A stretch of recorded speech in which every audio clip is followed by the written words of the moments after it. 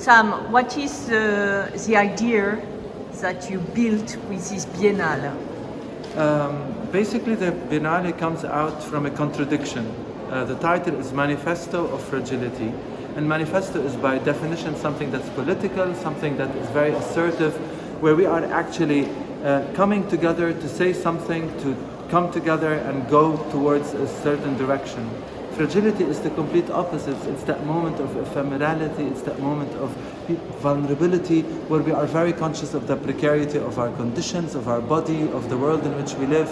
And for Till and I, it was very important to bring the two together, to say that we have come to realize, because of the last 2 years that we've been living through a pandemic, we are seeing wars, we are seeing so many social structures unravel, that our fragility is perhaps the only inevitable truth of our human condition. Yes, but what does it mean in terms of what we are going to see in this Biennale? It means that we are going to see works of art by contemporary artists, by historical artists, by creatives, sometimes anonymous figures who have thought about fragility, both in terms of the material that they use, but also in terms of the subjects that they tackle. How do they reflect about the fragility of our human existence, the fragility of our planet, the fragility of colonial histories, the fragility of race and gender, but how do they think of it as a new way of thinking about the world? All the artworks in this exhibition are proposing ways in which we take our fragility with us and work with it as a new way of thinking about the world, being compassionate in the relationships we build together towards a future that is more hopeful. So how many artists? In total, there's 200 artists in the Biennale. So this is crazy, right? It is crazy, but it's exciting. 88 contemporary artists and around 120 historical artists, all the way from Roman antiquity until this current moment. So, but how do you justify, if you justify, the fact that Beirut is so present in this show? Why? Well, I'm from Beirut, clearly, yeah, but that, so I'm is biased. that in us? Of course it's not. Well, actually, the answer to your question starts in Lyon, which is something that many people don't know. When we started doing the research for the Biennale, we came across a woman called Louise Brunet, who was a silk weaver that took part in the Revolt de Canu and then was sent to prison. When she came out of prison, she was sent to work in Lebanon in one of the Lyon-owned silk factories. She was there, she started a revolution in the factories there because of the working conditions of the women, and then she disappears. And Louise Brunet becomes a way of thinking about the fragility of one person. But from one person, we wanted to expand our exploration of fragility into a city.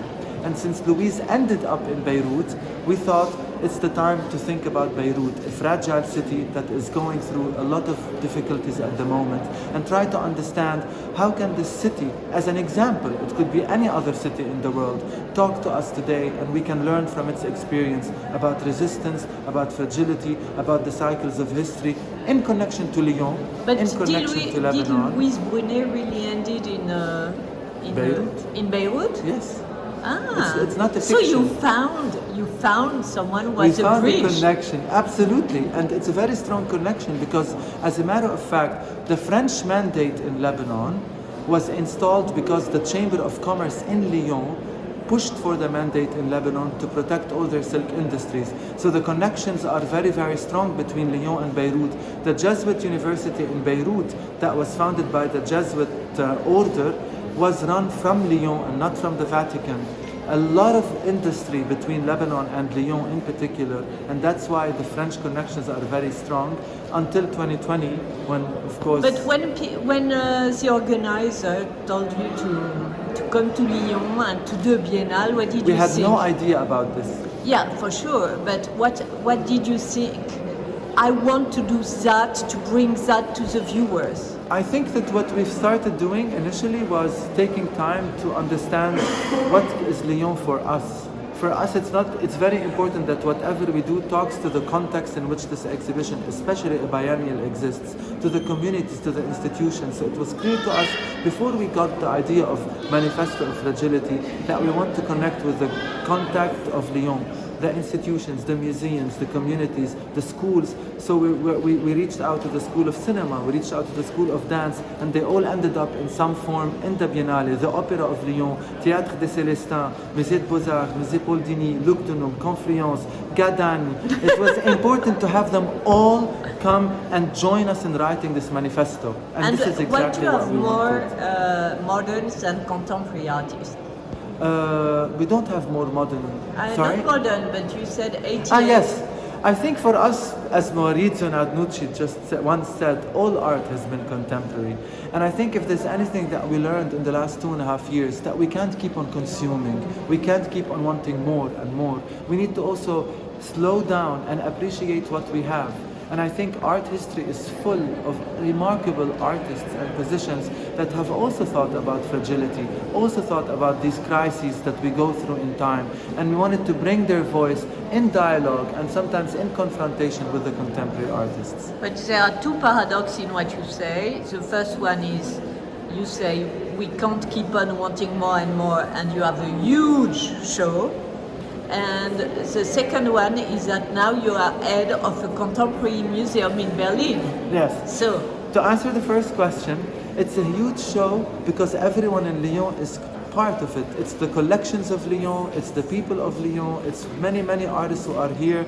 So in a sense, all the production of the new commissions happened here in Lyon. We didn't produce elsewhere. We tried to minimize as much as possible. The scenography of the show is completely recyclable. So we thought about everything. Yes, you can do a big show, but there are creative ways in thinking about it to implicate everyone in the local context.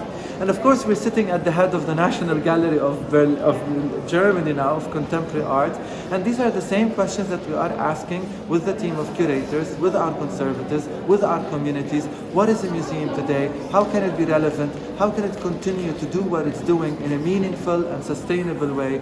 Not only in terms of the environment, but also in terms of the content that it puts out, the language that it uses, and how it talks with and not down to its communities. So, just to finish, Beirut is a symbol of fragility for you today? Beirut is a symbol of a paradox. It's a symbol of fragility, but it's also a symbol of resistance. And a symbol that even when things are very, very hard, there's always going to be a voice deep down, similar to Louise Brunet, that refuses to accept the circumstances in which it lives. It might succeed in changing the world, it might die in the process, but it will certainly try. Bon, merci beaucoup. Merci Judith.